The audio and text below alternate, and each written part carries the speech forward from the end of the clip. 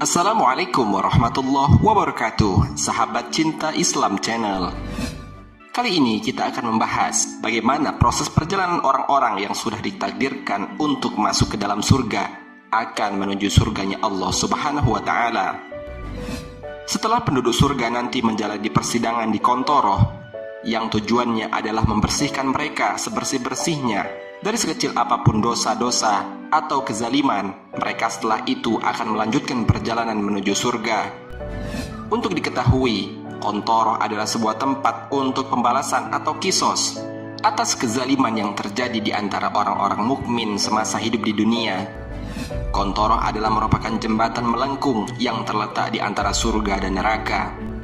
Setelah orang-orang beriman berhasil melewati Sirat, mereka kelak akan sampai di sebuah tempat yang disebut Kontoroh, sebuah tempat yang terletak setelah Sirat atau jembatan di atas neraka Jahanam sebelum surga.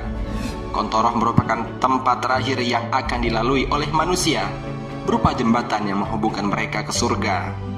Rasulullah Shallallahu Alaihi Wasallam bersabda, orang-orang beriman yang telah selamat dari api neraka atau terlewat dari Sirat atau jembatan yang ada di atas punggung neraka akan bertahan di Kontoroh, sebuah tempat di antara surga dan neraka. Kemudian ditegakkanlah kisos terhadap sebagian mereka akibat kezaliman yang terjadi di antara mereka di dunia. Setelah dibersihkan dan dibebaskan dari kezaliman, barulah mereka diizinkan masuk surga. Demi zat yang jiwaku berada di tangannya, sungguh salah seorang di antara mereka lebih paham terhadap tempat tinggalnya di surga daripada tempat tinggalnya di dunia. Hadis riwayat Bukhari.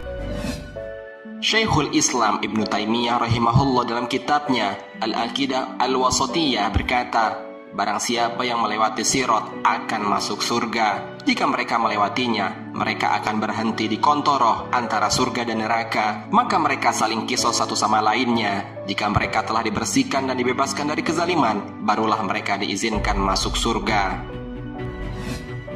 Setelah semua itu selesai, mereka para calon penduduk surga akan melakukan perjalanan menuju ke surga. Lalu, bagaimanakah proses selanjutnya? Simak ulasannya dengan menonton video ini hingga akhir. Sebelum lanjut, bagi kalian yang belum subscribe, silahkan untuk menekan tombol subscribe terlebih dahulu. Aktifkan lonceng notifikasinya.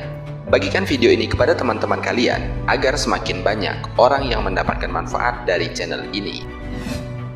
Sahabat cinta Islam Channel, setelah calon penduduk surga menyelesaikan kisosnya di Kontoroh, maka mereka berjalan bersama-sama. Namun setiap orang akan bergabung dengan rombongan yang sejenis amal kebaikannya. Setiap orang yang berilmu akan bersama orang berilmu. Yang ahli dalam jihad akan bersama-sama dengan mereka yang ahli dalam jihad. Ahli sedekah berjalan bersama ahli sedekah, dan seterusnya. Penduduk surga nanti akan terbagi menjadi rombongan-rombongan sesuai amal mereka, dan mereka juga akan masuk ke dalam surga melalui pintu-pintu surga sesuai amal mereka. Maka benarlah perkataan Rasulullah Shallallahu Alaihi Wasallam, barang siapa yang menyerupai suatu kaum, maka dia termasuk dari mereka. Hadis riwayat Abu Daud. Berjalan bersama-sama menuju surga tentulah sangat indah, semakin menambah kenikmatan mereka, karena Allah Subhanahu wa Ta'ala Maha tahu fitrah manusia yang tergolong makhluk sosial, suka bergaul dengan orang lain. Hal ini memberi pesan kepada kita untuk peduli dengan surga keluarganya, temannya, atau orang lain. Dalam masalah surga, tidak boleh seorang egois hanya ingin sendiri masuk ke dalamnya.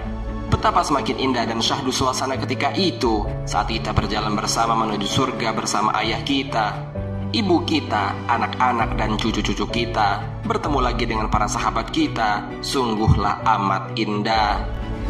Allah Subhanahu wa Ta'ala mengajarkan prinsip ini dalam Al-Quran.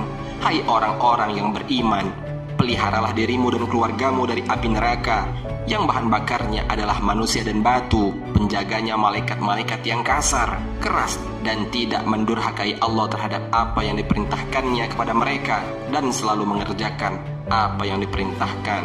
Quran Surat At-Tarim ayat 6. Allah Subhanahu wa Ta'ala mengabarkan bagaimana proses perjalanan penduduk surga ke surga nanti dalam Al-Quran.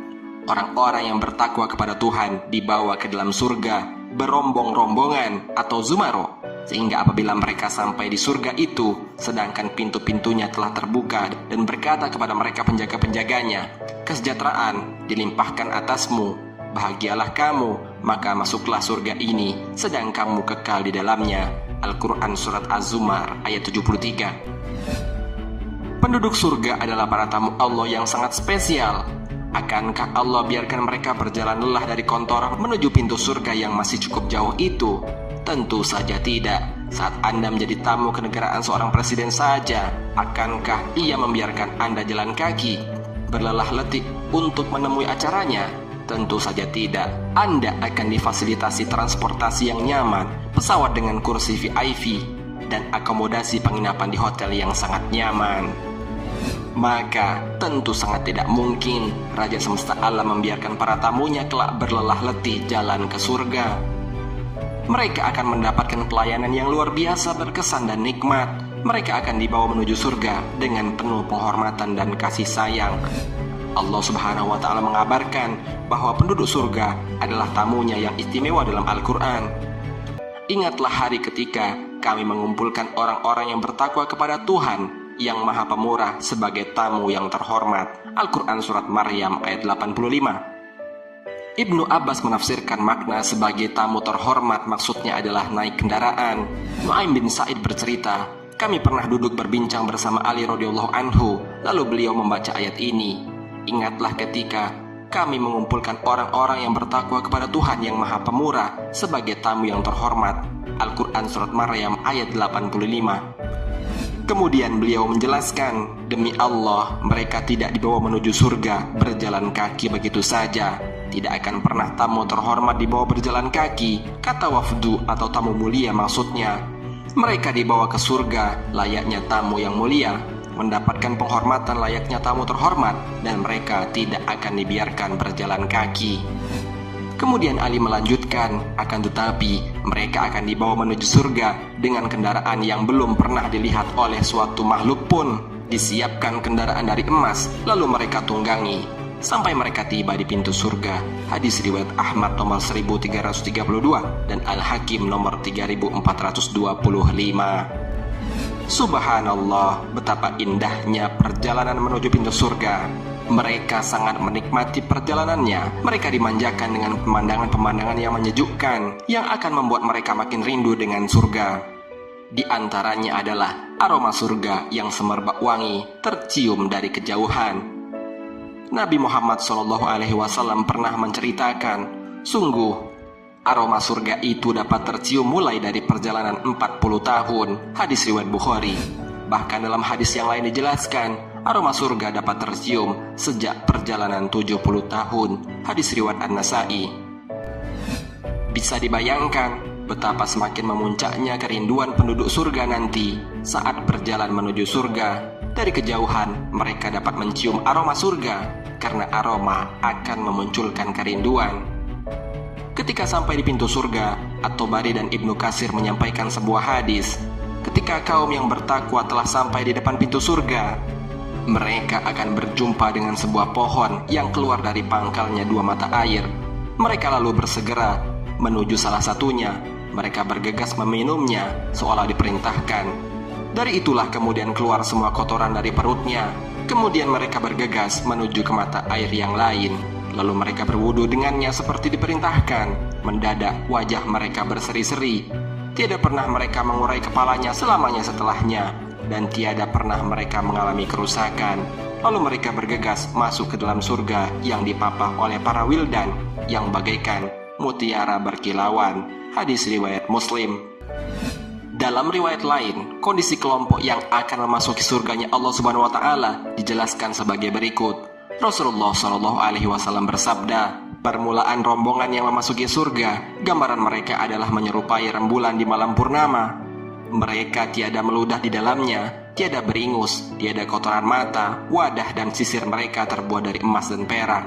Tiada pernah buang air besar maupun kecil. Perlu mereka misik, dan tiap diri mereka 2 istri atau bidadari yang seolah tanpa urat betis di balik kulit mereka karena kecantikannya. Tiada perselisihan di antara mereka dan tiada saling membenci. Hati-hati mereka satu, senantiasa bertasbih kepada Allah di pagi dan sore hari. Hadis riwayat Muslim dan Ahmad.